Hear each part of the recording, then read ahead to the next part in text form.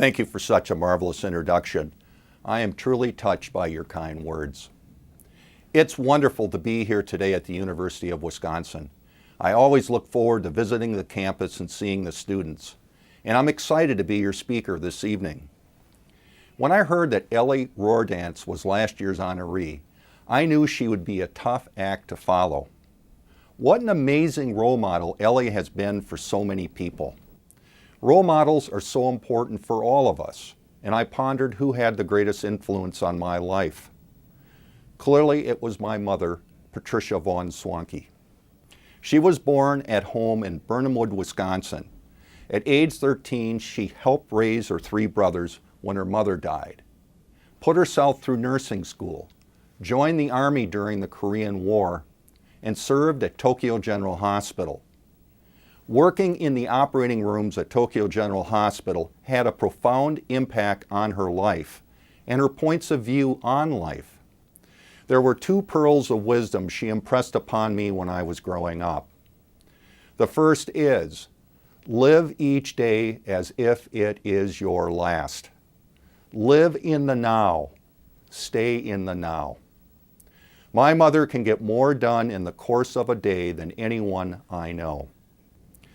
The second pearl is, when opportunities present themselves, answer, why not me? Say yes more than no. Take advantage of opportunities when they call. I've been fortunate to work with many successful people during my career, and I've observed what attributes made them successful. And I want to share 5 attributes with you. Number 1, successful people learn to network. They network in school, on the job, and in social life. Ellie Roerdance told me about 3 incredible job opportunities that presented themselves to her during the course of her career. And I asked her how she landed the jobs. She responded with 2 words, I networked. I learned the power of networking at an early age when I connected with a gentleman by the name of Dale Gifford. Dale is the retired CEO of Hewitt, a leading actuarial consulting firm, and he was the honoree at this banquet in 2011. Dale attended Ladysmith High School in Northwest Wisconsin, and he was the top calculus student in his senior class. 18 years later, I took the same calculus class at Ladysmith High School, and my math teacher spoke frequently about Dale Gifford and his success. I asked my teacher to connect me with Dale. So on one of his trips to Ladysmith to visit his parents, he stopped by my family's house when I was a senior. Dale laid out a 5-year plan for me that included the University of Wisconsin, the professors I should get to know, the classes I should take, and the actuarial firms that I should interview with upon graduation. I would not have connected with Dale if I hadn't networked. Students, the Risk Management and Insurance Society and Actuarial Club are active in inviting outside speakers to visit the School of Business. Practice your networking skills by attending these events. It will also give you an inside track on internships and future job opportunities. Number 2, successful people understand their value proposition to their employers and the industry at large. Students, during your 4 years at the university, develop a point of view of where the industry is evolving and what your special niche is in this evolution. I recognize there's lots of change going on in our industry, but remember, where there is instability, there is opportunity for bright graduates. A second phenomenon going on in our industry is that a disproportionate number of employees in my age bracket will be retiring in the next 3 to 5 years. So there will be many new job openings for graduates. Students, if you're unsure of where the industry is evolving and how you can play, schedule some time with your professors or visit them during their office hours. Your professors are some of the leading insurance professionals in the world and can help you sort out where the industry is evolving and how you can participate and provide value. Number 3, successful people maintain their integrity in everything they do.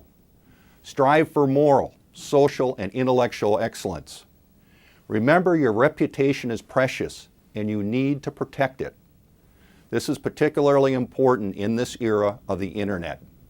My advisor, Dan Anderson, had many notable quotables during the course of each semester, and I'd like to share two of his quotes on ethics. The first is, if you do not want to read about your negative actions in the morning newspapers, do not do it or quit doing it. This quote is quite simple and to the point. The second is, you are personally responsible for your actions, even if your boss told you to do it.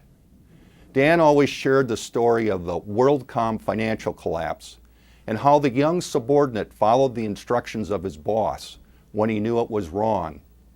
When the FBI showed up at his door, he thought they were collecting information to be used against his boss. Little did he know they were collecting information to be used against him, the subordinate. So know where those bright red ethical lines are in life and be careful not to step over them. Maintain your integrity in everything you do. Number 4, successful people are willing to leave their comfort zone for the right opportunity. Be willing to relocate, travel, take on opportunities in which you have little experience. Stretch. One of the interesting assignments I took on during my career was serving as CEO of David Corp., a claims software company.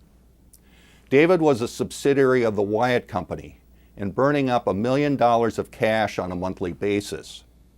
I was building an actuarial consulting practice in Boston at the time when I got a call from Wyatt's CEO.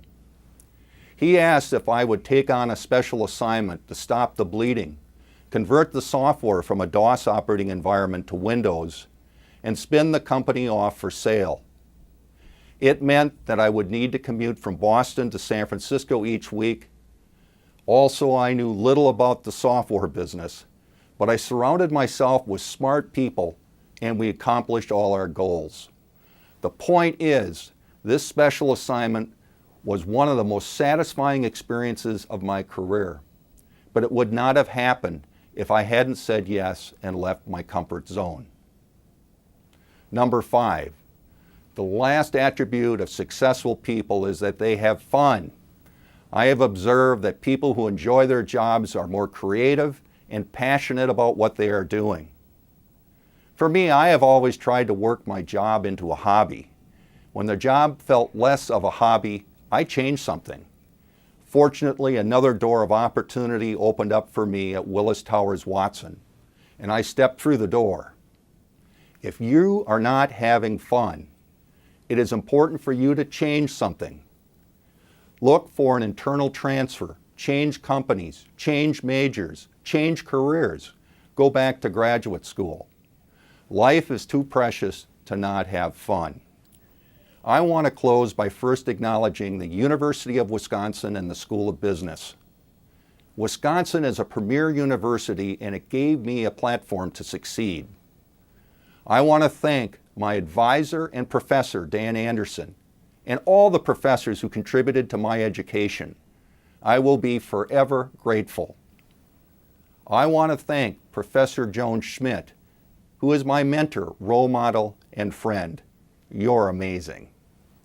But most of all, I want to thank you, the students.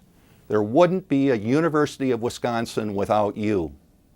I am grateful to have gotten to know some of you both in and outside of the classroom. I have always considered myself to be lucky. There is a proverb that reads, "Luck is when opportunity knocks and you answer." The author James Austin defines luck this way: chance favors those in motion. Again, chance favors those in motion. Students, I encourage you to be prepared when opportunity calls. I encourage you to stay in motion. Be present in the moment. Pay attention and listen. Listen to what is not being said. Don't be discouraged. Don't accept your limitations. Don't take a random walk through life. Be purposeful in all that you do. Shoot for the stars. And when opportunity presents itself, answer, why not me?